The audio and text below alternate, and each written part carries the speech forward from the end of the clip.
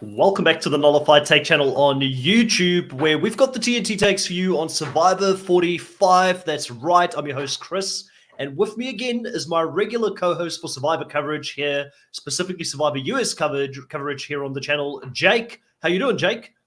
I'm doing good. It's good to have US Survivor back. I'm excited to talk about it.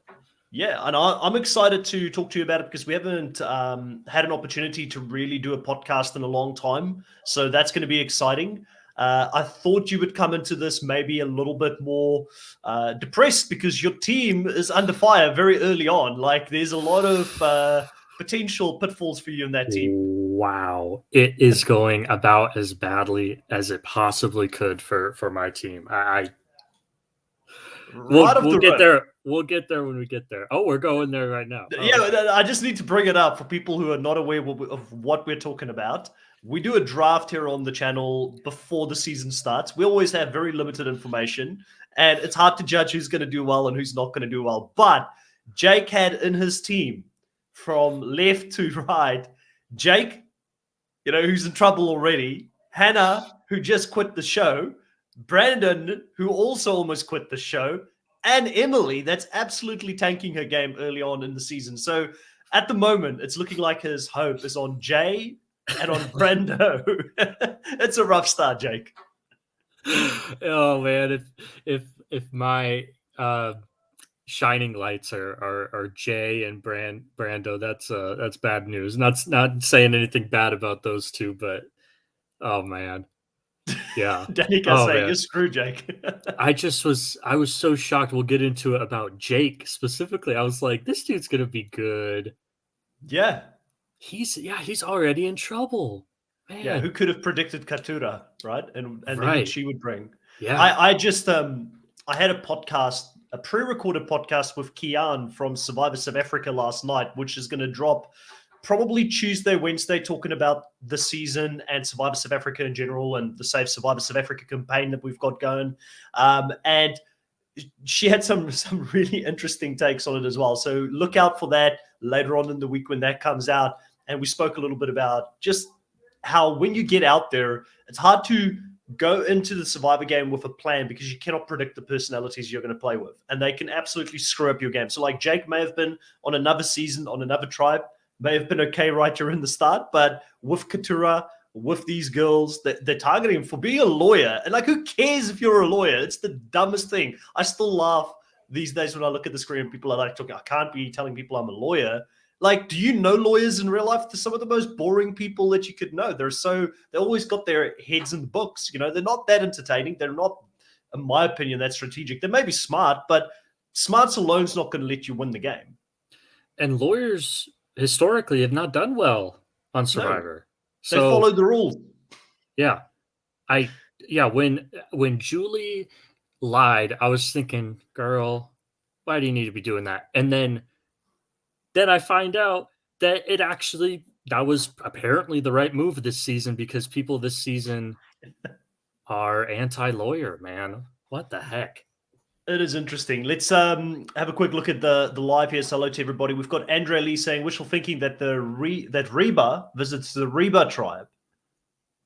Do you get that? I feel like I'm missing it. Has there been another Reba tribe in the past? I'm not sure. Yeah, have a look in the background. But thank you for the $5, Andrew Lee. Really appreciate that. You're always stumping me with these ones right off the bat. Chris, hello, welcome back to the live. Dolores, welcome back to the live. Saying, hey, everyone. Hope this weekend is fabulous for everyone. Jake, I can't wait to hear your view. Yeah, people have heard my view already on the top 5 takes. I was not impressed with quite a few things that happened. Chris saying Jake is team mess this season. Georgette Sparkles, hello, everyone. Hey, Georgette, welcome back. Danica's back in here as well, not driving for once, which is great. Thinks that you're screwed.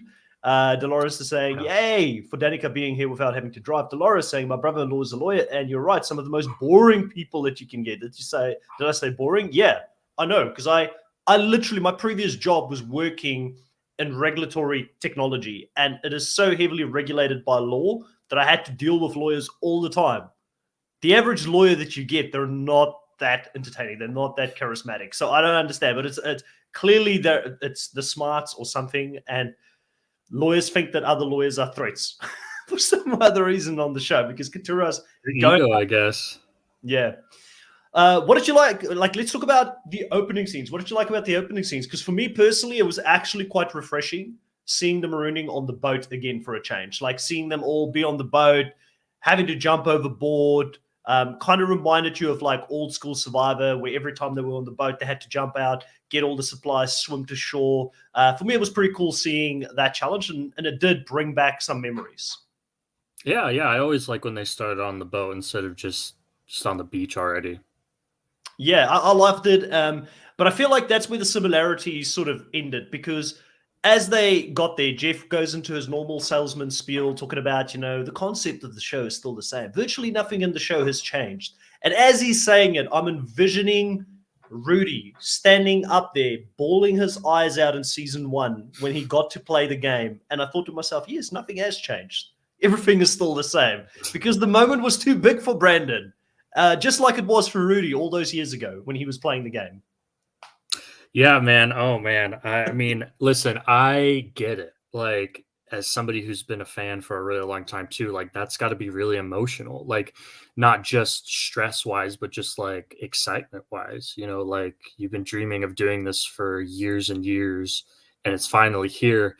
And in your head, you're thinking, I better not screw up because not everybody's like Bruce and gets to have a second chance. So no, very few people get a second chance, and luckily Bruce does get that second chance. And for me, looking at him crying, I was like, okay, I can still forgive this because I knew the backstory with Brandon. I knew that he has been a fan his whole life. He's hung out with survivors outside of the game, have had photos taken with them, and I was like, I can forgive this. The guy goes into the challenge, has a very bad performance. Again, I can forgive this. Chris Daughtry, I brought it up in the top 5 takes, had not the best performance in his very first challenge when he played Survivor, still became a legendary player in my mind. So there's still hope for Brandon out there. But the amount of anxiety that he had within this episode, to the point where he had the chest pains, him and Hannah kind of working on each other like they're not a good combination together. I don't know how they put them both on the same tribe. I was wondering, like, how did these guys get past the psych test to get on the show to begin with? Have casting just loosened up too much now when it comes to casting people on the show? I can't answer that because I don't know what's going on, but yeah, because you haven't been casted yet. Like, not yet. Jake on the call. Jake not wouldn't be yet. there. Jake wouldn't want to quit on day 1, right, Jake? Hell no. Are you kidding me? Like, listen, for those that don't know, like I have some anxiety, Yeah. but if it's something like freaking Survivor, are you kidding me? That I don't care how anxious I am, I'm sticking through it. Like there's no way I'm giving up on that type of experience. And to answer your question, I feel like they've had anxious people in the past. I mean, we saw Aubrey Bracco in her first season, Kalrong. She had a panic attack day 1, I think. She was saying like, "Oh, I'm dehydrated," and her trimates were like, "Nah, you're just having a panic attack. Like you don't even have chapped lips right now." So we've seen people come back from this type of thing, and we've seen anxious people on the show, but I think it just looks worse because we had 2 really, really anxious people, one to the point where they had to quit on the same tribe.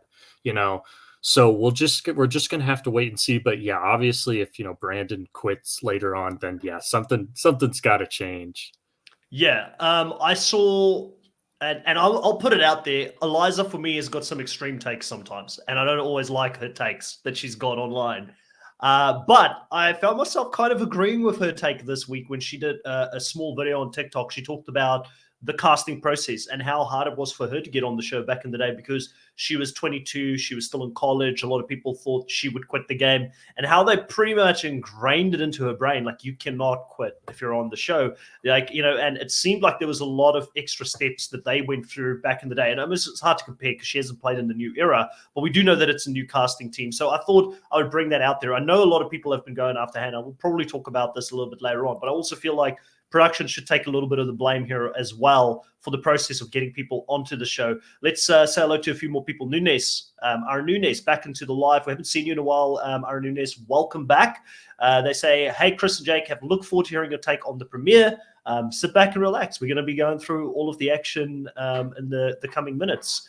And then Andrew Lee says, Reba is a country singer and an actress. Right. That makes sense. Yep. One of Chase Rice's friends, probably. Dolores says, so let's look at the occupational threats. Don't say anything if you're a lawyer. Don't say anything if you're a salesman. Did I get that one right? Yeah. Salespeople, I can understand a little bit because salespeople are charismatic and they have to be good in the art of, like, the whole thing about persuasion. Sales. Persuasion. Like, you got to understand how to build rapport, how to make other people see like, how do you put a value proposition in front of them that makes sense for them to buy into your ideas? So I get the salespeople thing a little bit. I don't get the lawyer thing at all. What are we need to compile a list and see what are the acceptable jobs that you can hold and be truthful about, because we saw in 44 last season, Josh was like, I can't tell him I'm a doctor, and then that ended up I can't tell him I'm an accountant, I can't tell him I'm an accountant, like I understand to some degree, like, if you're a doctor, you're wealthy, and they don't want to give. But have we really seen that come up as much? No. So listen, guys, if you're confident that you can lie and be deceiving about it, I guess go ahead. But Josh's downfall was that they asked him like one question about his fake occupation and he couldn't answer it. And he just came off as sketchy. So yeah. Yeah. Dolores says Brandon had a lot of issues but refused to quit, yet the woman who only fell into Survivor during COVID and refused to train quit after 5 minutes in, and wait for it, she's a therapist. And I think that's one of the things, being a therapist, even if the psych tests were out there, so she probably knew how to game it. Like, therapists kind of understand how a lot of that works when, also you just don't know until you're out there. You just don't know. Yeah. You just don't know. There's not really much comparable experience. I guess is like, you can go camping, but like that's not really the same thing. So it's just, you just don't really know. It just comes down to willpower, Yeah. Asher, welcome back to the live stream. Good to see you here as well. Chris is saying Chase Rush would be so lucky to be in the presence of Reba McIntyre. I'll go check out Reba afterwards. For some other reason, I don't know her. Chris says, I don't know if it's me, but people's jobs do matter to me. Just play authentically. Yeah, exactly. It's not going to matter when you're out there. At the end of the day, it's about who can you work with, whose personalities do you gel with. And let's talk about someone that definitely, I think if I was out there, she would grind me the wrong way. Emily, one of your picks for your team. Last right off the bat. Last pick. But you had a choice. You could have gone That's fair. That's who did fair. you pass on? You passed on Drew, which really impressed me in the first episode. And Sean, who really impressed me in the first episode. So you passed on two people there and picked Emily. Emily came into this thing hot, man. Like, even on the boat, she said, I'd rather be my authentic self and go home early by playing too hard than go deep into the game. And she said, excuse me for being honest, but I'm always going to be honest. That's kind of her take here. And she goes after our boy. She goes after our boy Bruce pretty hard here in the opening minutes. Yeah, I think what she said was, I'd rather, what she said, if I'm if I don't win, I'd rather just get voted out first. I think basically. Yeah. And I thought that was going to be like the classic line because everything was pointing towards her leaving first as well. Of course, but hey, she didn't. So is that aside? I feel like we've seen that quote before, and somebody went on to win. I can't remember who it was, but there's no chance. To use Spencer's, because she wanted to be cast so badly, 0% chance of winning the game. That's bold. I don't think she can win. I'll listen. Right. I'm pretty confident. You guys can flip this. Flynn just said it. It was Pia. There you go. She said she's like, if I'm not voted out, she's no Pia. She's no Pia. I didn't say she was, but this is Listen, I'd be shocked if she wins. I'd be shocked. I'm being super optimistic right now. I don't genuinely think, but man, her going after Bruce. Yeah. What exactly was she hoping to gain from that? Well, again, as a few people have pointed out, that maybe she wanted to paint a target immediately on someone else because she probably looked at a tribe, looked around, and she realized that she was physically the smallest girl there. It's a 6-person tribe. There's less places to hide. But he's on another tribe. He's on another tribe, and she's overplaying her hand badly. She's so obvious in what she's doing. And of course, you're going to go after the one guy that doesn't even remember being on the beach. He doesn't remember being on the tribe that he was on. The only thing he remembers is being on the mat and then getting into the challenge, and the rest is blank because he had the concussion and lost a lot of his recollection of his time on the show. So he's got 0 experience in the game. He's a new player, effectively. Yeah, I understand. I think what she actually meant, actually, I could be wrong. This is just what I took from it. So we know that the process of getting out there is you're stuck in quarantine for like 2 weeks where you can't talk to each other when they like set up all the stuff and do their little cast interviews. And like, that's hard for a lot of people just for like 2 weeks straight, just not talk to anybody, just be looking around. You can't have your phone, you can't be on social media. And so maybe she meant he was mentally prepared, like he had already gone through that process. And so, but even then, like, who cares? Like, why are you bringing that up if that's the case? In terms of the game, in terms of being a threat to win, there's no prior experience there. Yeah, Georgette says we need a good villain. I don't know if she's going to be a good villain. She's definitely one thing she's definitely going to do. And this is what Nunes is here saying, is that I hope Emily survives until at least the merge to keep things entertaining. I'm being so hard on her here, but she's going to annoy me. She's going to really annoy me, and that's going to like keep me from like I'm going to continue to tune in. And I'm talking about her personality in the game. I've got a feeling with Emily though, she is who you get. Like, I don't think she's putting it on for the show. Ash is saying I think producers were amping them up to be extra sassy. I feel like Emily is just authentically herself, and that is just who she is. So take her or leave her. Some people may be amping up their personalities a little bit, but I feel like this is Emily. Really, I think when I read the article on Cinema Blend where she was talking about Gabler and like how he won and that annoyed her enough to sign up, I knew she was going to struggle at that point because people who hate on Gabler don't fully get the social game. They don't understand the subtleties and how he played his game. So if you're calling out a champion, like I said in the top 5 takes, you better bring it. You better be better than the person that you're calling out. So far, it's not there. And listen, I'm also throwing my head in the gauntlet. If she's going to go and win this season, I will eat humble pie. I'll eat humble pie. Be like, I know nothing about Survivor. Clearly, I shouldn't be spouting my nonsense. Man, I got a sneaking suspicion you won't have to do that. No, I feel very confident. Like, I'd be shocked. This would be the most shocking win ever if she does end up winning this season. All right, we've got the third part of the podcast here. Kahuna's in the house. Kahuna, how you doing? Hello. Good morning, guys. Apologies to all of you, everyone at home. We had some technical difficulties this morning, which I call kids. Yeah. We had a bit of a meltdown emergency this morning that kept me busy right about 2 minutes before we were ready to go live. So apologies, but life got in the way, but I'm here now. I'm here. I've I knew you were no Hannah. I knew you were no Hannah Kahuna. I knew you would not quit on us today. I knew you would come in from the edge. You're more like a Chris Underwood. I couldn't miss out on the discussion of Hannah as Jake's number one female pick. Oh, should we bring the draft up just for a second again? Let's just do that for a second. For those that came in a little bit late. Don't act like you guys thought this was going to happen either, okay? You guys were commending me picking her when I did it, so don't even go there. It's a rough start for our boy Jake, but listen, It is. It's early days. It's early days. Anything can still happen from this point onwards.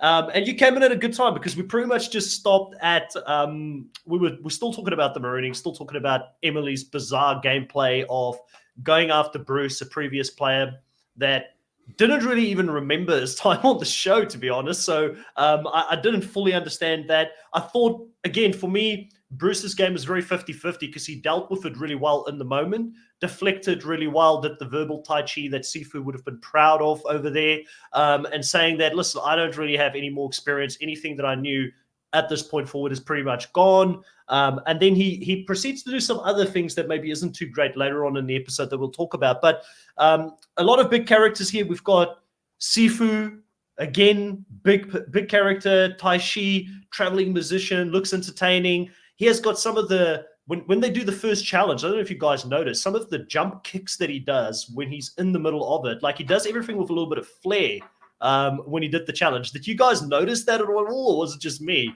He's really a character, Sifu. I didn't notice that. Oh, you guys got to go. You got to go. There's so many great. Noticed it. I there noticed were so many all great of it. gifs. There were so many great gifs on or gifs. I'll need to know go what you back call and it. watch this. Like He annoyed everything the he did, crap out he of did me, with flair. man. I know he's entertaining, but he annoyed me so much. It's too much. He just like he's sitting there doing like Tai Chi movements, just talking. I'm like, what do you? And he's got the Asian shirt on. He's got the whole lot. Like I'm just like, dude, it's a lot. Like I get it. You're a Sifu, but you maybe turn it down like 1 degree less. You know what I mean? Like it's way too much. We were sitting there watching, and my wife goes, "Wanker."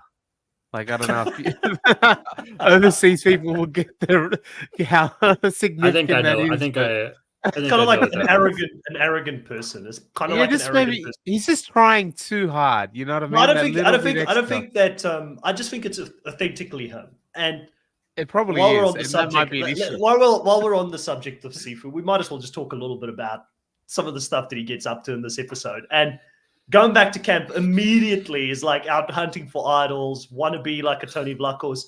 I feel like Sifu, in my opinion, Jake, Sifu means master, sensei, a teacher. Is he the coach / Tony of the season? Like if Tony and Coach had a baby, would Sifu be that? Because to me, it's kind of, he's like a mixture. He's this over-the-top character, and he's also like a teacher, a coach. So I don't know. Like it's a little bit. I'm getting like mixed vibes from him, and I'm loving it because he's going to be a big TV character this season. He is, but I'll tell you, I don't know if he's going to last too long, being the way he is right now. We've got one girl on his tribe. Dee was saying he could already have 2 idols, so which I just thought was how do you get 2 idols in the first day? Like it would be don't ask me. Her producers mind, made a mistake. Her mind is working on it at a different level than ours. He could. You don't know. But no. Oh my gosh. Me too. I thought every time we would say it in the draft, I was like, seafood? I keep hearing seafood. Actually, it's totally Chris. Sifu. Okay, I'll overpronounce the U. Sifu. It's a Tony Coach hybrid. Danica says, "Oh, what a visual! A Coach baby." Yep. Well, I think doesn't he have children? I feel like Coach has children. Oh yeah. Coach. I'm pretty Coach sure he is does. married. Yeah. He's married. He's got children, everything like that. And as far as I know, Sifu. They would never babies though. They were just born immediately men that could conquer the world. That's Coach's. They're samurai warriors. They're the last samurai warriors. They're immediately born with a sword in their hand. They got on a boat out in Amazon and they went down the Amazon River. National Geographic contacted them, but he said no. Yeah, didn't want to have a documentary about the babies. I gotta say though, it is hilarious that all that attention is on Sifu for having an idol, and then Austin just lackadaisically walking down the beach and just, oh, is that it right there? Okay. And so he finds this idol. Oh my gosh. And I know we're like all over the place. We will go back to some of the other things that happen. I promise everybody in the live. But, he finds this advantage. It's the beware advantage. And there's going to be a trick to beware advantage. We don't know. But this time, it seems like they're just making it harder and harder for people to get idols, Jake. Which a couple of years ago, we were complaining about there being too many idols. So now they've overcorrected it in the way where they're like, now you've got to go through 3 different steps. We only know so far the first step, which is they get this little key that they can use to decipher a code on their post, their tribe post. So are you loving this, Kahuna, that they're continuing to add more and more complexity to the beware advantage? Because if Jake didn't bring it up, it wasn't like the first thing on my mind in regards to this episode. It didn't really stand out to me as like the highlight of the episode.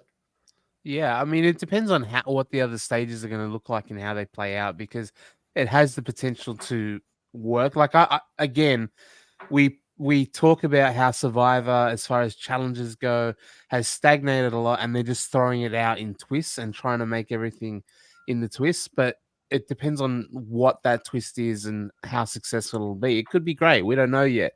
It could really fall flat too, which has the potential to do that, especially if getting that second or third is down the track to the point where you might even be gone already, or it's too difficult to get it. Like you almost, they're playing 2 games at that point. They need to stay in the game to get further, but then also need to stay in there just to be able to get a idol to stay in the game. Like, you know what I mean? Like it's almost like a snake eating its own tail kind of thing, depending on how well it goes. Yeah, so Jay says, I wish I could join in on the chat. I disagree with a lot of what you said, Chris, but I'm at a family gathering. Enjoy the family gathering. That's awesome. I'll say more later on when I watch back. Yeah, man, comment below. Like, let me have it. Like, I'm sorry if you think Emily's a great player. I know I'm really hard on her, maybe, and that's fine. I don't know what else controversial opinions I could have had, but at the end of the day, like, listen, if I'm wrong on that, and I'm willing to own it. I call it as I see it right now, but I appreciate that. Danica also says, I feel that way. And I listen to the car when I'm driving. I want to say something so bad. Sometimes I actually pull over to comment. I bet you, Danica, it's normally when Kahuna's got an opinion, right? Not me. Not me. No. Surely not me. Never. And then I feel the same as well. Wow. Our live audience is here to roast us today, Jake. They're just not agreeing with anything that we're saying. Man, just what we're saying is so outrageous that they have to pull over to comment. They said Chris only, by the way. I want to point that out. That Chris is putting us under the bus with him. Yeah, come on. You're like, hey, no one else got mentioned. This is a team, we're Bruce everyone. And you're Emily right now. Come on. This is a team, okay? There's no I in team. But no, listen, backtracking, we jumped the gun a little bit on Sifu and Sifu, I should say. And we're gonna go back to when they first find out they're gonna do Sweat and Savvy. And Kahuna, you talked about the fact that they're throwing so many things out there. But Jake, I want your take on this. We're now seeing Sweat and Savvy for what is this, the 4th season in a row? Yeah. So Sweat and Savvy is continuing to be there, but they bring a little bit of a twist into this. Did this make you like Sweat and Savvy a little bit more? Are you completely just over this twist now? I could do with or without, honestly. But this so far has been my favorite iteration of it, where at least one of the tribes is going back with nothing. Because before it seemed like, yeah, whatever, they're going to lose the initial challenge, but they're just going to win it back at the beach. Because before this, like they mentioned in the episode, first tribes to not win Sweat or Savvy. So I like seeing the humiliation on them, and also it leads to some drama at the yellow tribe too that we'll get to. Yeah, Danica, that's what we've got you in the live, so you guys can let us know what your thoughts are. That's why we include you as much as we can in the chat as well. I'm with Asher on this, Kahuna. I'm done with Sweat and Savvy, and you know when the final nail was in the coffin for me with Sweat and Savvy was when they went to the immunity challenge. And at the immunity challenge, Jeff told them, you know how you guys didn't win in Sweat and Savvy? We're just going to give you the supplies in any case. Right? So the only thing that we'll do if you lose is we'll take your flint, but you'll get your supplies. So in my mind, I was like, what was the point, Jake? What was the point? So did they give them?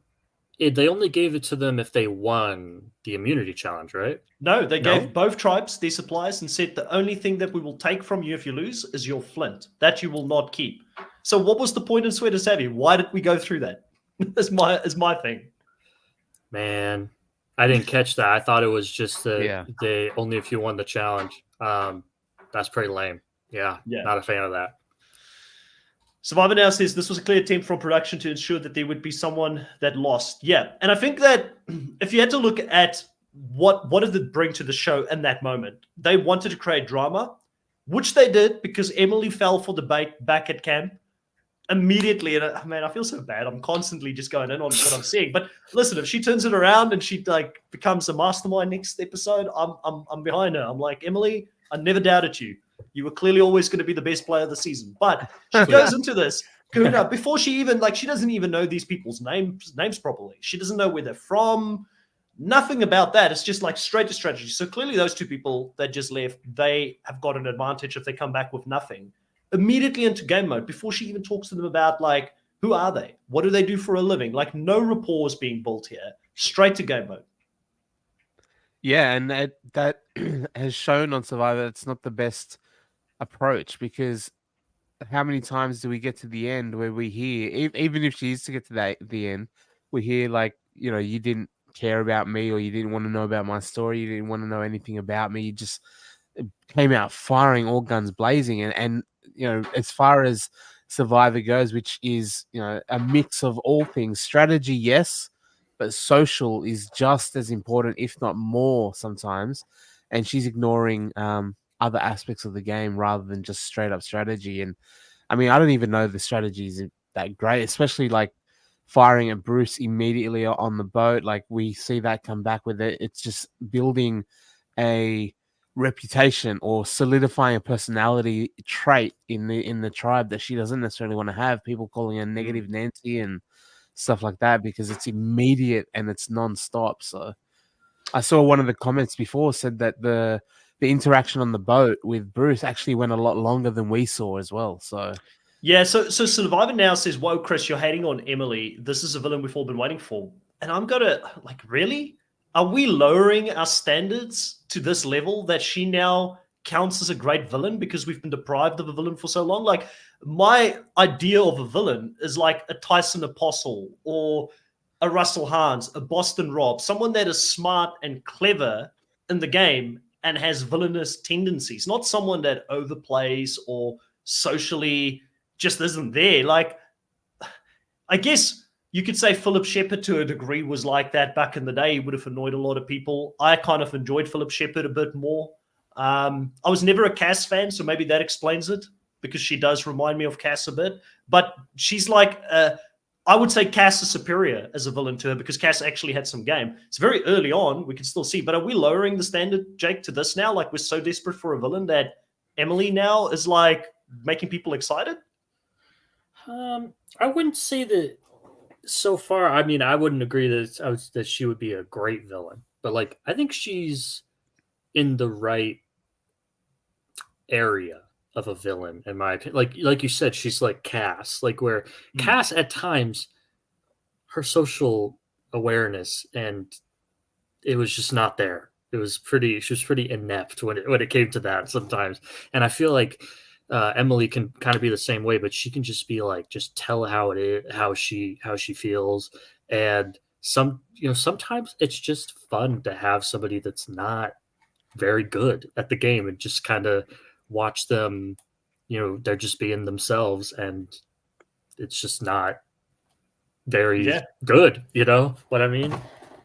Asher coming in with the 300. I don't even know what currency that is, but I'm so grateful for it. Thank you so much. It'll go straight back into the podcast. And Asher says, George, Shonny are great villains. You could learn so much from AU. I agree. Like, there's fun villains in Australian Survivor.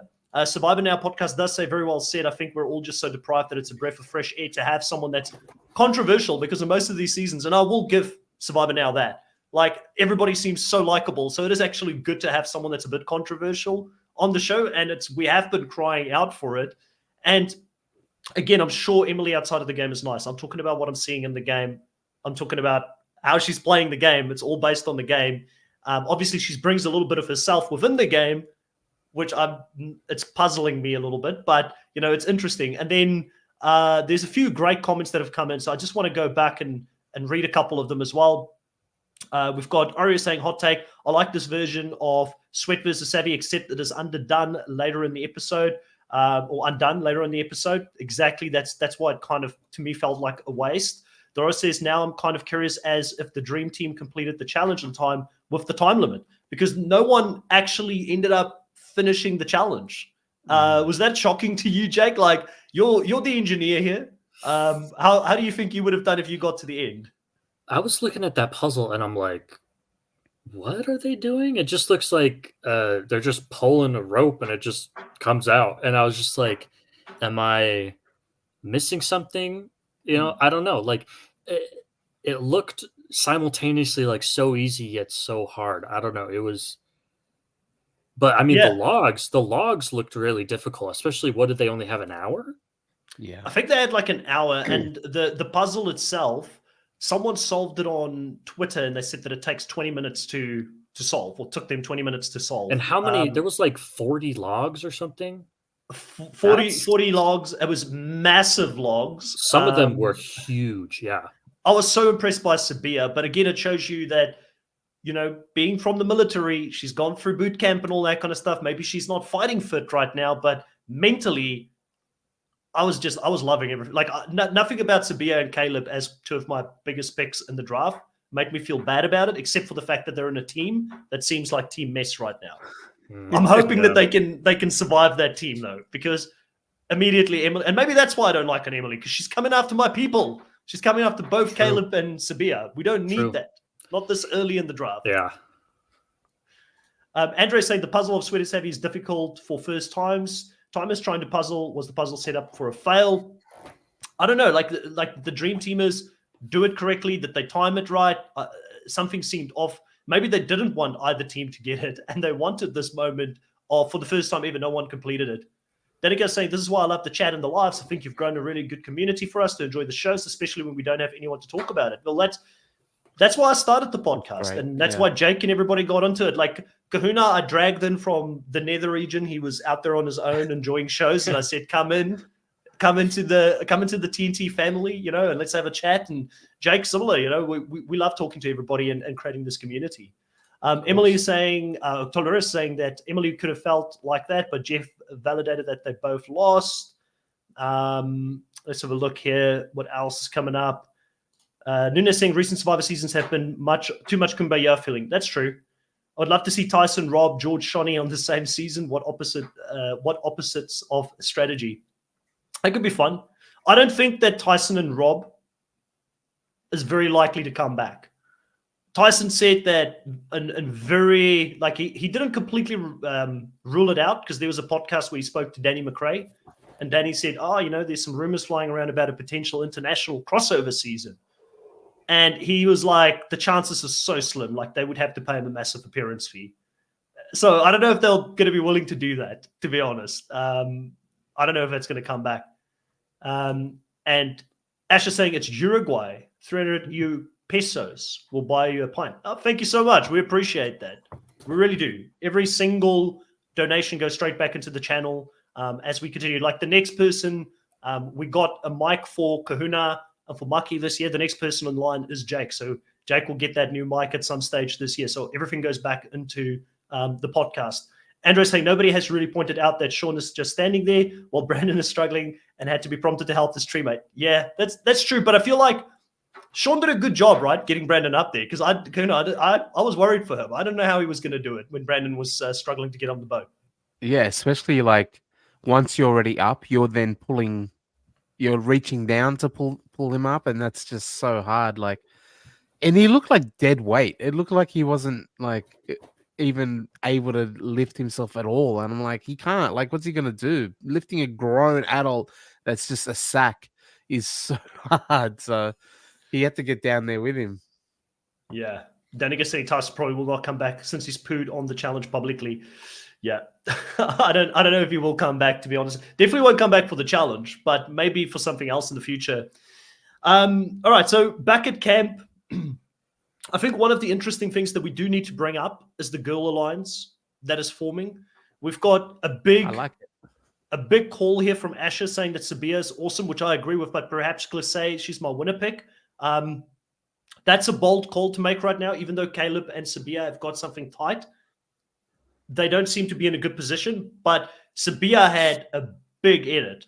She had the most confessionals out of anyone in the first episode, 7 confessionals, right? So that could either be a really good thing or a really bad thing, because sometimes they want to get their money's worth early on a contestant. So I'm like very worried about both her and Caleb being on that tribe.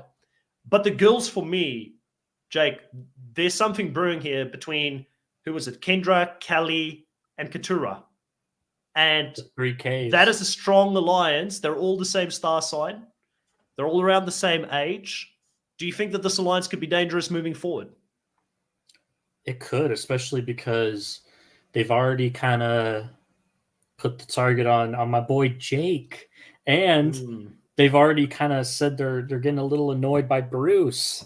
So, oh man, because I was crapping on Kahuna for taking all three girls on that tribe, and look at them. He knew something. He knew something we didn't know. Why did you know, Kahuna? Yeah, what did you know? Like, what the hell's going on here? Like, let's have a look at this. He's got the whole alliance in his team. I got all 3 of them. When I was watching it play out, I was like, oh my gosh. I was like, you're 29? Ah, Libra? Ah! I was like, yes. Get friendly. I'm sorry. You're like, you go, girl. that kind of vibe, like I could not do it. Yeah, that's not. Well, it's funny because Kelly really impressed me within the 3 because she's like, I'm not really that girl, but I can be that girl for Kendra if she needs me to be, so that we can get this alliance going. So I feel like Kelly is the real, and Katura did a lot of good stuff as well, like gaslighting Jake to his face. Hey, what's it like being a lawyer? Tell me more. It sounds so interesting. And he's just like chomping at the bit to tell her about how awesome he is, right, Gona? Yeah, he's like, I'm a lawyer at the Harvard bar. It's great. Who else kind of has that like New England accent is Bruce, whichever. I like his accent too. Yeah. Let's talk a little bit about Bruce. I know you go for it, Kuda. So I was just going to say that the fake lawyer thing is usually one of my massive pet peeves. I'm like, you don't need to. No one gives a crap if you're a lawyer. It's just another job. You're a person. But it turns out I was really wrong. I'm going to eat that one because apparently it's a big deal. All 3 of us were on that. Yeah, Katura really. It turns out she did the right thing by keeping it secret because people are like targeting.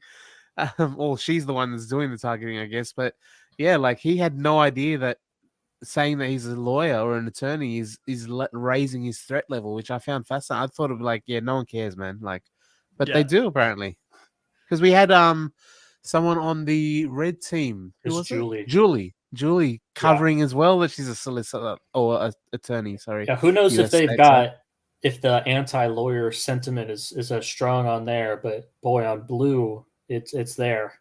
Yeah, Kendra like at the moment, the way I see it is Team Yellow is Team Mess, right? Team Blue is Team Strategy, and Team Red is Team Character. That's kind of how I see it. And we'll talk a little bit about some of the characters in Red later on, because there's somebody that really impressed me that I didn't have high hopes for coming into this, which might be a big character for the season as well. But looking at the blue team right now and looking at this alliance forming, that they're forming this out of necessity. They're in a 6-person tribe. The new age of Survivor, a lot of the times girls have gone home early. They know that. So they're like, we're going to make sure it's not going to be a girl this season. We're getting one of the boys out in the early stages of this game. So I feel like Jake, obviously, being the closest thing to what people may look at as like the alpha male type in that tribe, like he's just automatically the target because Brando is not that. And they're probably like, we can work with Brando a little bit. Bruce is a bit older. He's way more kooky and like funny compared to what I thought he was like in this first season. So he's definitely got a different type of vibe that he's bringing. But we applauded him, Kuna, in the beginning for really downplaying his threat level coming into the game, saying all the right things. But then he kind of had some Roxroy vibes at camp. He's like, I'm not going to be the boss, but then he kind of starts bossing them around a little bit. So it's like hard to teach an old dog new tricks. Yeah, I just think it's funny when he's like, "I'm gonna be wacky," the drunk Uncle Bruce. Like, such a weird approach to like undo your threat level by seeming like, I don't know, incompetent or whatever, but then not even be able to hold it up for what, 30 seconds. Like, immediately just go straight into giving orders and like like, really, I'm not gonna be a leader, I'm just the fun wacky Uncle Bruce. Put it over there, we're gonna put that there, let's bring this in. All right, everybody, like immediately goes into dad mode when he's trying to say I'm not dad, and then just dads everyone by telling them what to do. Funny because approach. But another thing is that I feel like he could. Well, I guess he can't really do it anymore because we're past that point. But he's like, I can help you through like the first couple days because I was there for like the first day, and I know you shouldn't. I guess apparently weaving palm fronds is a waste of time. Had no idea. Wouldn't have known that. So I guess thanks, Bruce. But that And it that kind of undoes, like Dolores says, it kind of undoes the whole thing with him saying, "I don't remember any of my time on the beach." True. Because True. do you really not remember any time on the beach if you think palm fronds is a waste of time? Yeah. that's just his personal feeling. In real life, Maybe he like hates all palm trees. He like pulls them off his backyard. He goes, waste he of does time. this. He does this stuff at home, and Yeah. he knows from home experience that it's a waste of time. Yeah. Andrew Lee says September Girls is an example of my worst survivor situation. Certain demographics teaming up to eliminate non-similar demographics for a frivolous season or to make a statement. And yeah. And that's what happens sometimes. Like this is not the first time it's happened either. Like I wouldn't say it's a frivolous reason because they did give a reason. Yeah. It's because and we saw it 43 and 44 women were disproportionately taken out in those early stages, so they're like, we're just not going to let that happen. And also they happen to vibe anyways. They have a good they just needed something in common to like solidify the alliance, and that was like an excuse for them to do it basically. And I hear you on that, but it is bad, Jake, if you were like the only if you're like the guy on their tribe, if you're in Jake's position. Of course. He hasn't done much wrong at this stage. No, and I'm already upset, even though it's not me. It's a different Jake, but it's my boy Jake. My Harvard bar lawyer boy Jake. He hasn't done much wrong except he's wicked smart. He told his teammate about what it's like to be a he said he was wicked smart. Yeah. Yeah, no, definitely. Kiwi, welcome to the live. That's fine. Watch it later on. Dolores saying, so to your point, that's actually a good point because he could have talked to the cast in season 44 and got advice from them. Guys, we already know he did. Come on. He totally did. He's like, wait, what's this? Yeah. Sorry, he's really close. He's really close with the 44 cast.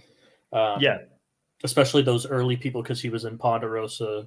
I have hope for Bruce because if they take out Jake in this spot, they're going to need some physical strength, and I feel like Bruce is going to get that from Brando. No, and I feel like they're going to look at Bruce and they're going to be like, this guy is not. He's not again. He is playing into that wacky uncle type of role, which is going to make them underestimate him for strategy, I think. And it sounds to me like this is a character he's playing on purpose, going out there. Like he had to think about this going out there. And he's like, how can I just be a bit more goofy, a little bit more silly out there? And people maybe won't see me as a threat. That's kind of how I look at him going into this season. And it's probably going to win him a little bit of time. Now, will that win him a season? It's like you said, Kuna, that's difficult if you play the wacky cookie role and you get to the end. Will people respect your game? We don't know. But it's early days, so anything is still possible. I wanted to talk a little bit about the Red Tribe. Team character, big personalities. My boy Drew came out swinging in the open episodes. Literally swinging. Literally swinging. Like he came out saying, listen, there's two sides to me. There's Drew, the introverted person, the one that doesn't want to deal with people, maybe a little bit, got a bit of a more of a cynical outlook on life. And then there's my boy Basil, which is like the frat boy, the life of the party, the one that goes out and hangs with people. And he's going to have to use both of them to get through the game. What an amazing edit, Kahuna. Very early on here from Drew. Like, I did not see this personality. I did say when I picked him, he worked in sales, so he's got to have a little bit of a personality. But I feel like he could be a fun character and maybe one that came into the show a little bit under the radar for us when we did our draft because he was last in the draft pick or second to last. I just got the vibe when I was watching that a little bit. I loved it. I love seeing him saying that there's actually two separate and distinct personalities. I was like, okay, that's a red flag if it goes a little bit too far. Like, you know what I mean? He's like doing Gollum and Smeagol like in camp. But Jekyll and I was also like, are you though? Or is he one of those nerds that's like, hey, I'm one of the cool kids. People love my other personality. And everyone's like going, yeah, man, whatever, dude. Like, I just wonder if it's actually like the self-perception is there when he's like, I'm Basil, I'm so funny and cool, and everyone loves this guy. And everyone else at the frat or wherever it is at uni is like, he didn't get the goofy music though when he was being out there like being socializing. Yeah. Like it looked like he was doing a good job for me, Jake, when he was sort of socializing as Basil. It's totally and you know where you study at college for your engineering stuff, have you ever met a Basil-like figure, like someone that is like, you know, and they've got this, they're wicked smart, and they've also got this big personality, this larger than life personality. Nah, man. Nah. Is he a unicorn? He's well, I don't know. What is do we know what he studies? I feel like he's it was a grad student, right? Yeah, I feel like it was something like he's a grad student, but I feel like it was some sort of like engineering thing. Let's have a look. I'll look it up while you give me your thoughts on him.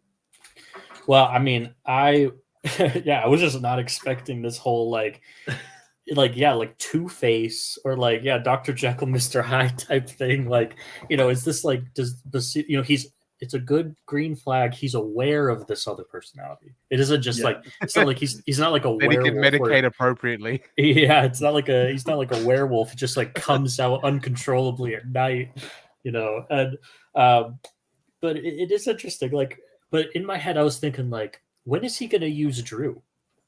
It seems like Basil's going to take over this whole thing. Like Drew was like, he's like, yeah, Drew, he loves poetry and he's an introvert.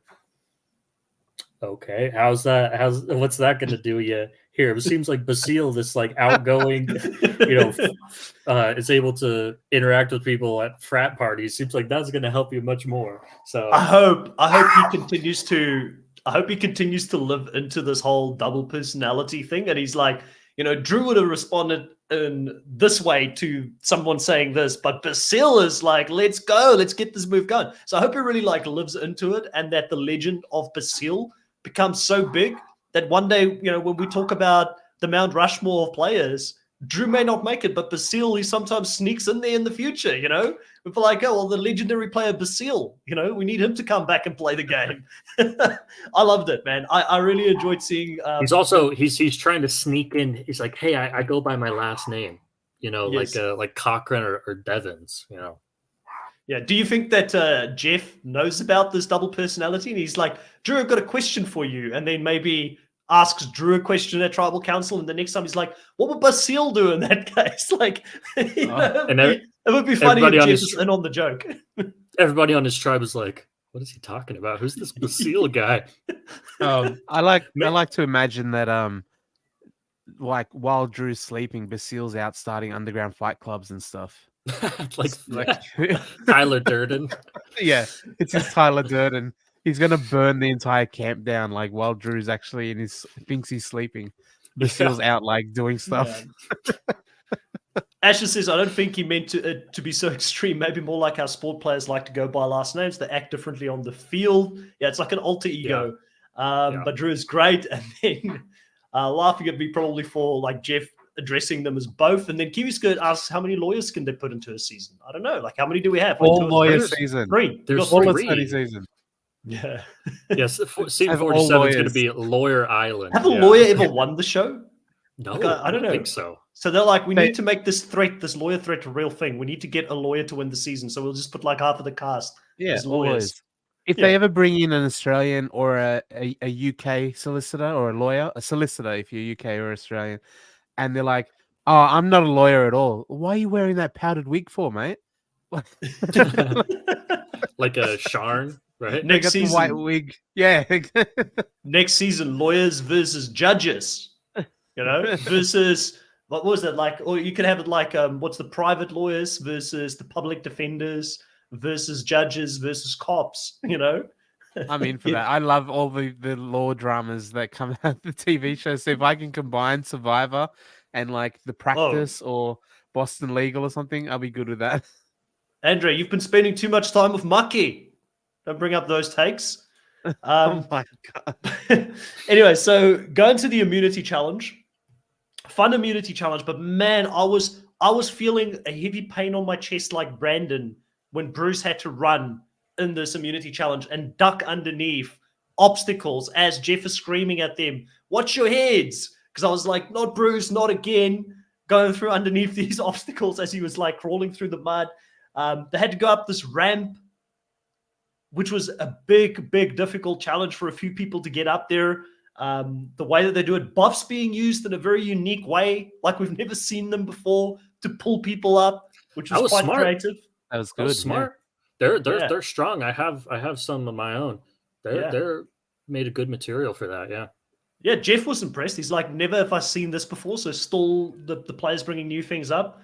Great obstacle course. Game I changers. thought, you know, like for a long time, Jake, like it's kind of similar to what we see in other places, but I've been giving a little bit of stick to Survivor for not continuing to innovate on their challenges. And it's because I compare it to the challenge, which consistently innovates on their challenges every single season. But this seemed like a better challenge for a first challenge. It kind of felt like a little bit bigger, a little bit more grand. And a couple of things I've noticed, they've upped the challenges. Well, we've only seen this one challenge, but this challenge was up from the previous season for me, and what they put together. Plus, the camera work was phenomenal. The overhead shots, the great scenery. I feel like Australian Survivor is kind of pushing them a little bit to maybe up their game. And because Australian Survivor, the camera work has been superior to the US in recent times, and the challenges have been superior. And I thought both of those things this season, it felt like they took a step in the right direction. For sure. I'm crossing my fingers that this sort of thing continues because, for me, I'm not a huge challenge guy. You know, if I can, just, if I'm rewatching it, just skip, But this time I didn't feel the need to, I was entertained, especially, just seeing everybody, like I was watching with my girlfriend and her family, and we were screaming, "Why are you going face first into the mud?" Oh. They kept, and I was like, we were just entertained by that. So yeah, hopefully But I think it was the way that they had that. It was kind of like they had to crawl up that first ramp, and I don't know if they had the ability to change to go legs down first when they went down. There were a few people did go legs first, but not someone of the size that Bruce has. Surely, like the guy's tall. Like, how does he turn around?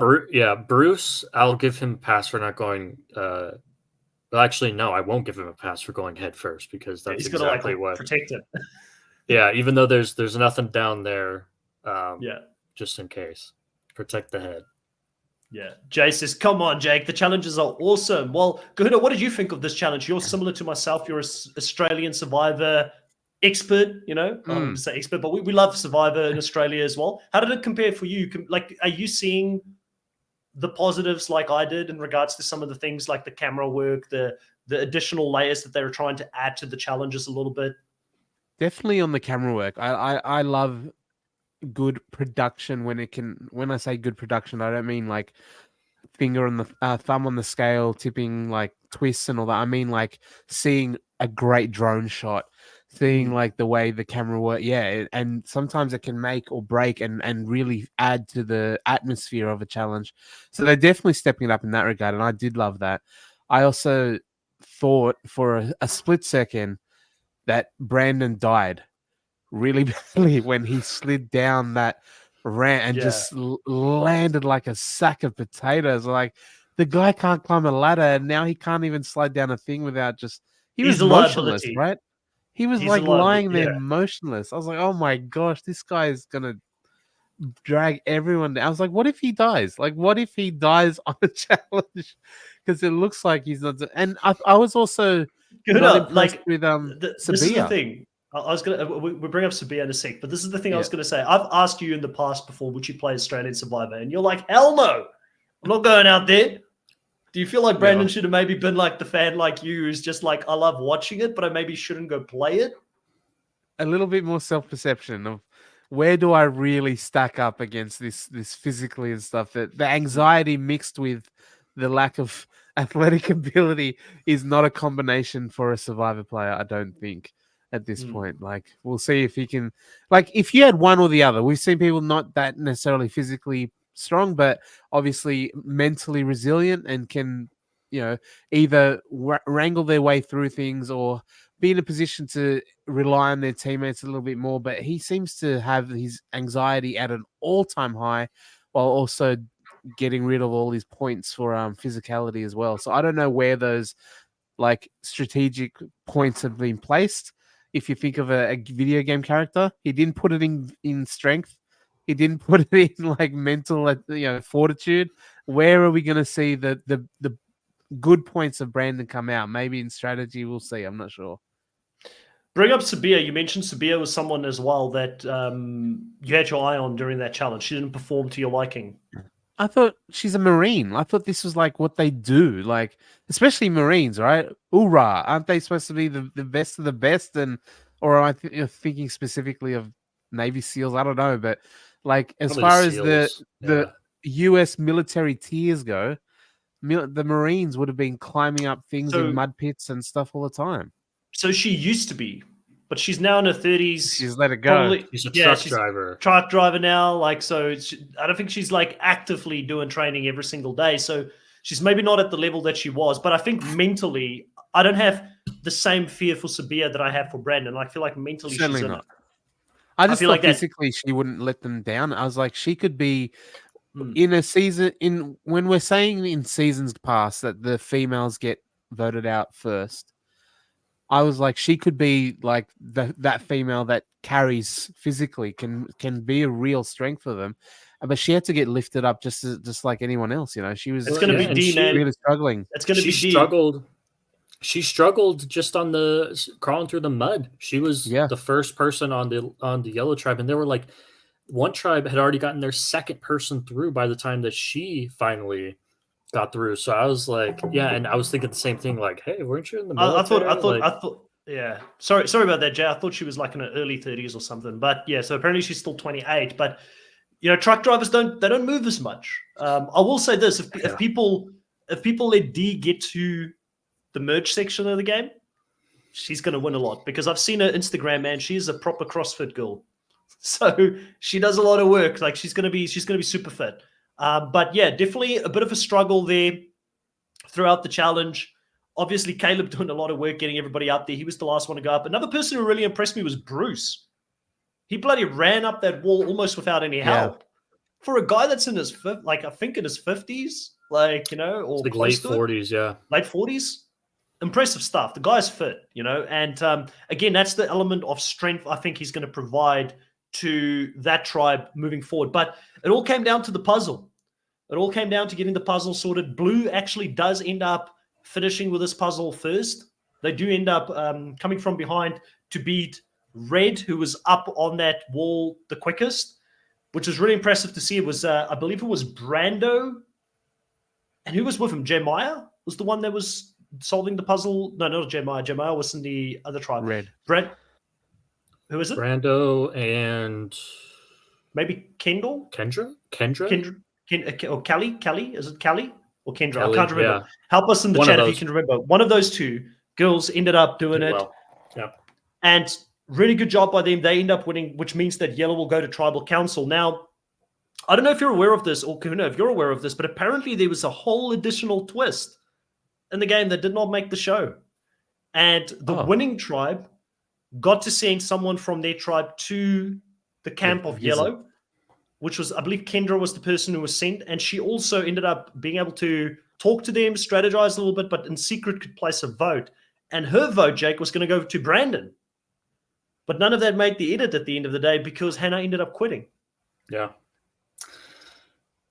Crazy that they're able to. It really makes you realize how much they're able to take out if they can edit an entire just person out of existence on a beach. Then makes you realize how much you don't see out there.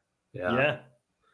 Because Crazy. in no place in any of the strategy where they're like, well, Kendra said this, or like there was just no mention of her being on the island. Like if Jeff didn't let that slip or gave us that Never bit of would've known. information, no one would have known anything better. So it really does give you a perspective of how maybe someone can look smarter than what they are, or maybe even dumber than what they are out there because of the editing magic that they can do. But ultimately here, this is the point where Hannah goes through like an epiphany. She realizes that maybe this game's a little bit harder than what I thought. I need food. I can't do this. I didn't stop smoking until I went out there. So she's having that nicotine withdrawals. Maybe that's what they didn't vet, because if we remember, there was Jackson on season 42 who was on lithium, and they didn't really weren't able to really vet that properly, and they had to be pulled from the game. It wasn't the same here, but yeah, if she doesn't, or if she didn't really tell the full truth about her I guess I won't say she's addicted, but she was clearly on it and was having withdrawals. So that could. If only Jake read the comment section, right, Jake? But no, Jake never reads the comment section. Hey, you know who? He did that after he picked her, though. I remember. Yeah, you brought it up the second after I picked her. But Good also, job, Jay. You're my boy, Jay. Drew also has all his social media on private too. So yeah, didn't think. But Basil is a wild man. He just doesn't want to hear any of the noise. He's out there he's living the frat boy life. Social media is for nerds. I'm Basil. For nerds. Yeah, I'm Basil, man. We don't do that. But yeah, by the way, I want to bring something up.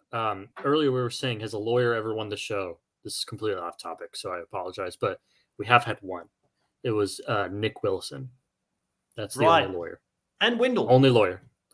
But he quit and he became a furniture. Yeah, he's too cool. He's too cool for school. He's too cool to be a lawyer. He's like, I'm really boring and I wouldn't do well on Survivor as a lawyer. So I got to quit and become a furniture guy. Yeah, he like literally changed his careers so he could go just so he could be better. The first time he applied, he was still a lawyer. They were like, no, this guy's too nerdy for us, too boring. And then when he became like his own entrepreneur, making very groovy furniture, suddenly Jeff was like, I need that. We can get some tips and ideas from him and what we can do on our next tribal council set, so let's get him in on the show.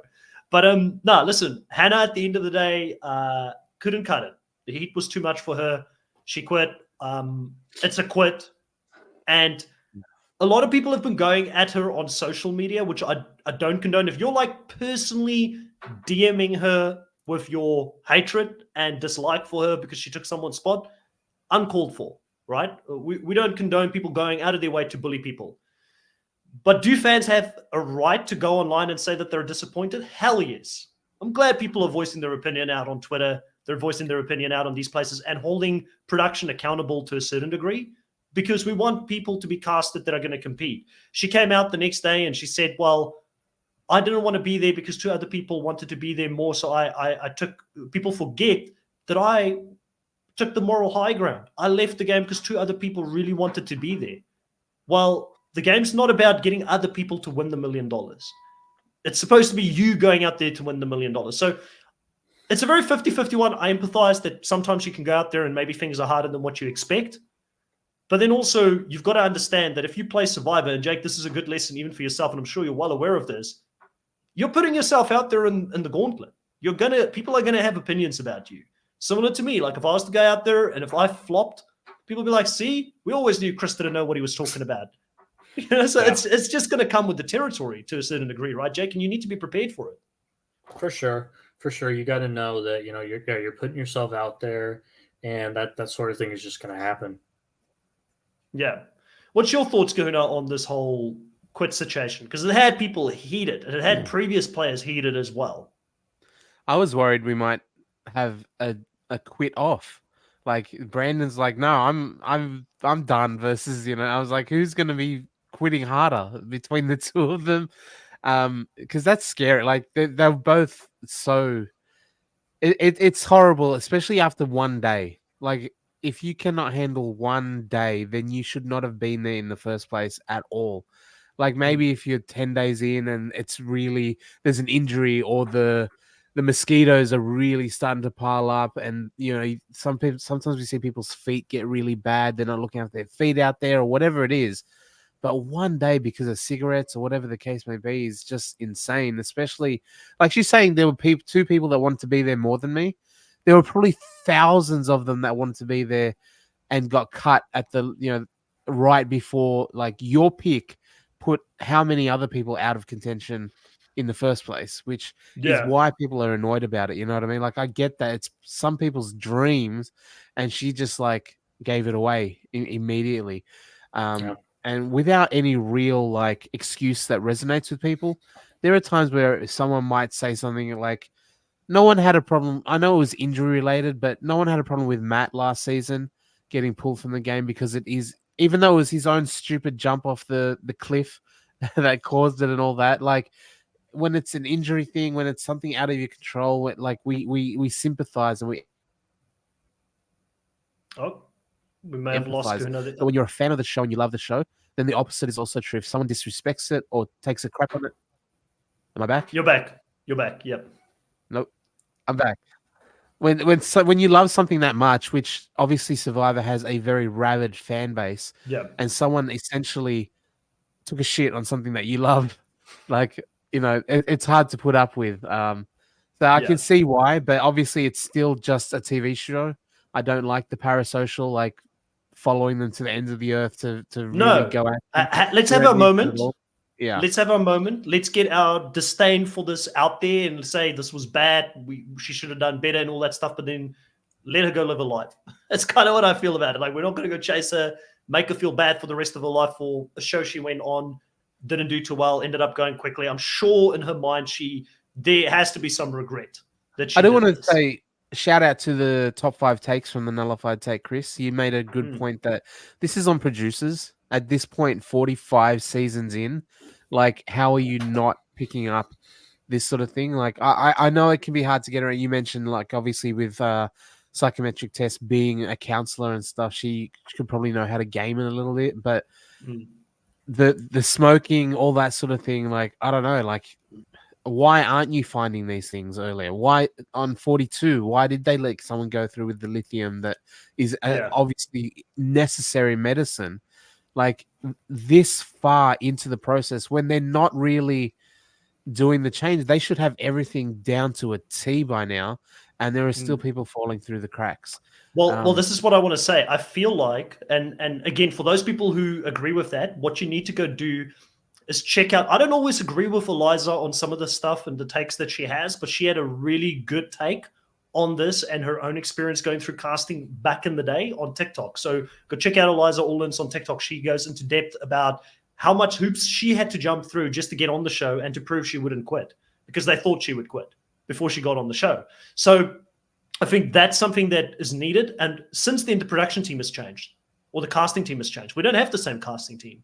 I feel like we've got a casting team now that, like a lot of things, you talked about the military in the US, it's well documented that the military is lowering the bars in the US so more people can get into the military.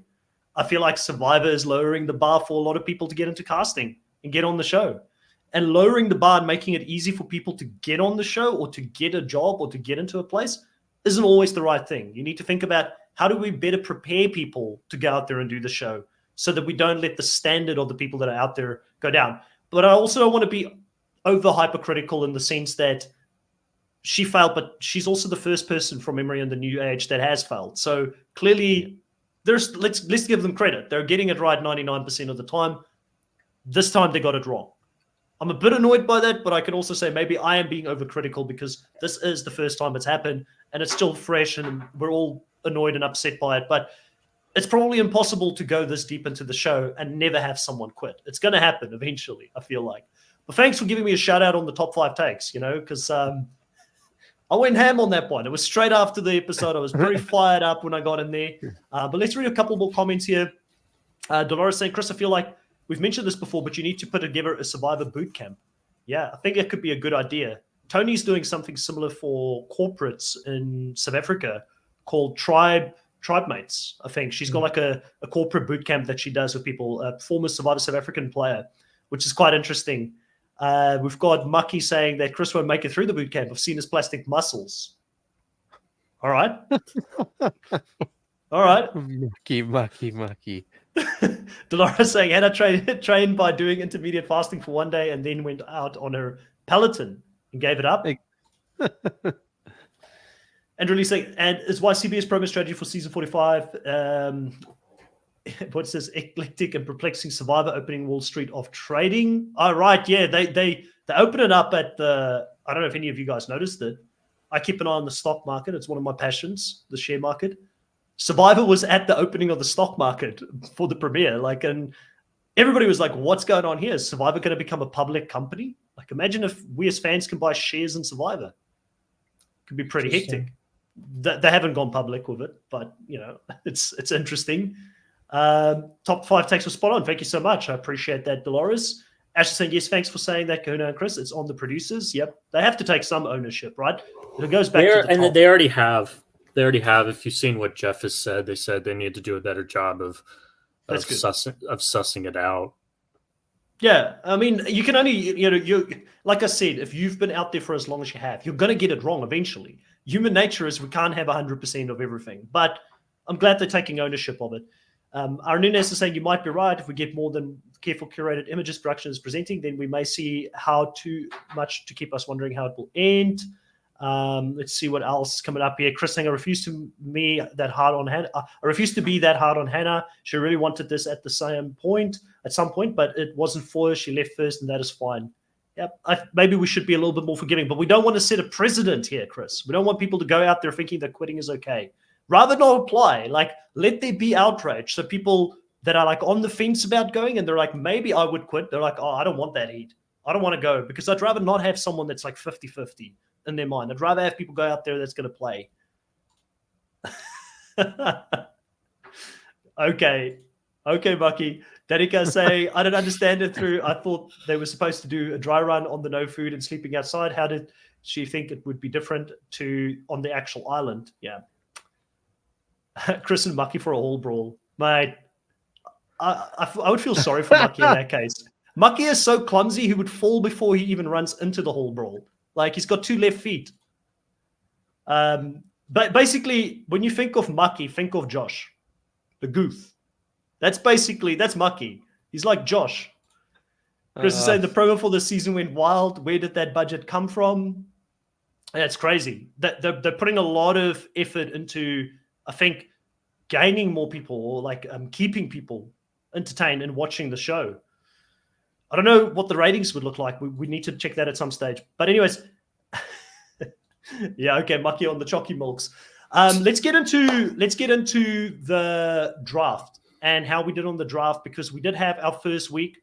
For those that are not aware, I did put a post out there for this. I actually didn't come prepared into this to have it right, but the MVP, and this was on our Twitter account. Go follow us on Twitter.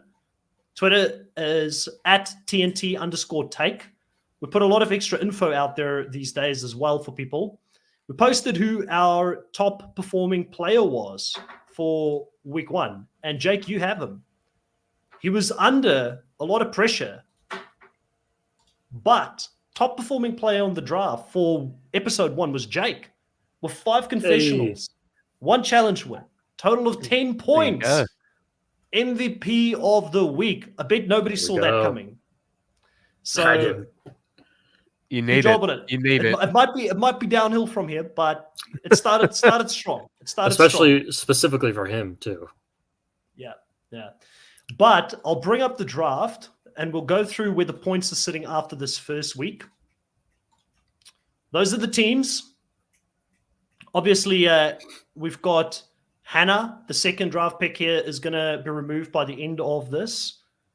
So add a row below. And we'll take Hannah out to the elimination spot there, leaving Jake now with 5 people in his team in total. And we'll get into the points. In last place, and having a tough start of it because already they've lost 1 person, is Jake at 37.5 points. Jake's top performer was Jake, MVP of the week at 10 points. Second best performer was Brando at 8. then followed by Brandon, J. Meyer, and Emily all on 6, giving you a total of 37.5 points after episode 1, week 1. In first place, and this is now a record of quite some weeks, Kahuna keeping his first place from the previous draft. Because I feel like you've been first place, with Kahuna. the word award. I feel like you've been first place for like ever since episode 3 on Survivor 44. Until now, you've always been first place. So you've had a really big streak. I'll take You're it. at 43. You're at 43 points. So still very close. It's about 5.5 points ahead of Jake in third place. Your top performers are the 3 girls, Katura, Kelly, and Kendra, all at 9 points. All 9 points. All of them got 4 confessionals. All of them won a challenge outright this week in the immunity. In second place, and a draw as well, Austin and D, both on 7. And then in last place, Sean on 2 points. Yeah, the 2 lone confessionals, no challenge wins for week 1. And then coming in second place, trailing you by 4 points, is myself on 39 points. I've got top performer in my team, a draw between Sifu and Bruce, both on 8 points, followed by Sabia and Drew on 7 points, then Julie on 6, and lastly, Caleb on 3 points. So there you have it. Those are the points here for week 1 in the draft. Still plenty of time. How are you feeling about the draft, Jake? Oh, man. It's with Brandon and Emily there. Things have got to change. Things have got to. If things continue at this point, it's not looking good. Yeah. It's a very, very difficult start for you. I mean, Jake is under fire. Brandon's not looking very solid. Emily's not looking very solid. I feel like at this stage, after episode 1, Jemiah and Brando, those are like your 2 people right now to count on. And they were kind of irrelevant.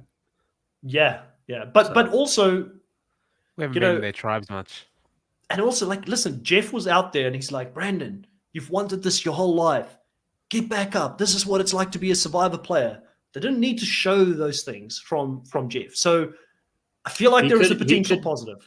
It could be that his whole story is that Hannah, both he and Hannah were struggling, but she gave up and he didn't. And he so if Brandon wins the season, should we all put respect on Hannah's name? Should we all give her love for helping Brandon win the season? We might have to, yeah. Brandon would point back to that fateful day where he was second in line to be voted out after Emily, and Hannah quit the game so he could stay, and that was the main reason that he went on to win the season, Guna. You know, all I'm saying, surely Team Mess with yellow lose more going forward. I might have to walk that back. We'll see tomorrow. Tomorrow's episode. Don't talk about the challenge, by the way. I've ignored any challenge things because I'm checking the challenge after this episode. Okay. Chris and I. Surely Yellow's not going to do great. Brandon and Emily are next on the chopping block easily. Like, pick one. Which one goes ahead of the other? I don't know, but they're not ingratiating themselves to their team at the moment. So. Just a quick one, non-Survivor related, but Chris, we'll message you at some stage after this so we can get our captain right for our draft pick that we're doing in the fantasy draft for the challenge. I just haven't had a time to check the episode out yet, so I'll probably get to you after that because I'll watch it at some stage after this live. But yeah, I'm feeling good about my team. Caleb, Sabia, I liked both of them in the first episode. I can see there being potential trouble for them because they're an obvious pair right now in that team, and that maybe they want to take a shot at one of them. Sabia maybe being the most likely one that can come under fire, but I'm hoping that they do well. Sifu, for how long he's going to be in the game, I feel like is going to just rake me in some points if that personality comes out. Drew was a pleasant surprise. If Basil goes deep into the game, we might get some great confessional points there. So I'm hopeful. Bruce seems like he's going to be a big character, so I feel like I've got team character. I don't know if I've necessarily got the winner, but Kahuna didn't have the winner last season either. I did. And Kahuna won the draft because he had all the best points. So that's what I love about our draft. Our draft is, it's based on points. It's based on winning challenges. It's based on immunities. There's a lot of stuff that can potentially make you win the game. So hopefully, Jake, there's still some hope for you as well. But Kahuna, very solid start with those 3 girls. Like, I feel like one episode in, I feel like one of those 3 girls could easily win. Katura and Kelly would be, episode 1 would be the 2 people I would look at as a potential winner.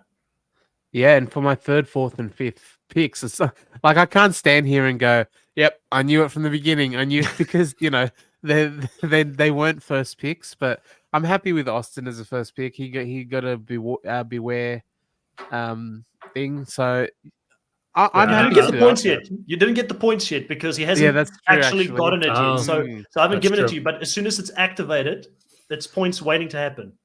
And even Sean, like you said, for someone like I didn't get to pick Sean. He was the last one on the board, and I got that as the snake.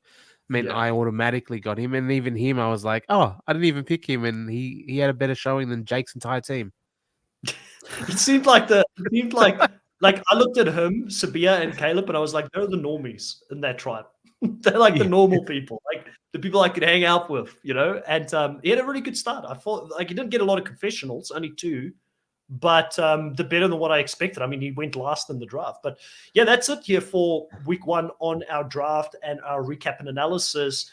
We did see Dee very briefly, Dolores. She threw some shade at Sifu for catching when she caught him trying to hide, and he was trying to. He might have 2 idols, and she thinks he may have 2 idols, which very, very smart read there. But that's it here for this week. If you like this content and you want to hear more, please consider subscribing to the channel. We're getting closer and closer to 2,100 subs, which is crazy. The first 100 subs up to 2,000 have been going pretty good for us. And we're covering a lot of different shows here on the channel at the moment, not just Survivor. So going into tomorrow, Kahuna and myself will be back to talk about the challenge and the latest episode for that. That's why I have to go and watch the episode after this. I'll also be back live to talk to Will about Wheel of Time, the second last episode of the season. And we've got a special pre-recorded podcast with Kian from Survivor South Africa, talking a little bit about Survivor 45 and a mixture of Survivor South Africa as well in the Save Survivor South Africa campaign. So that will drop at some stage this week. We've got potentially more Traitors, New Zealand and Australia interviews coming up, which will be exciting.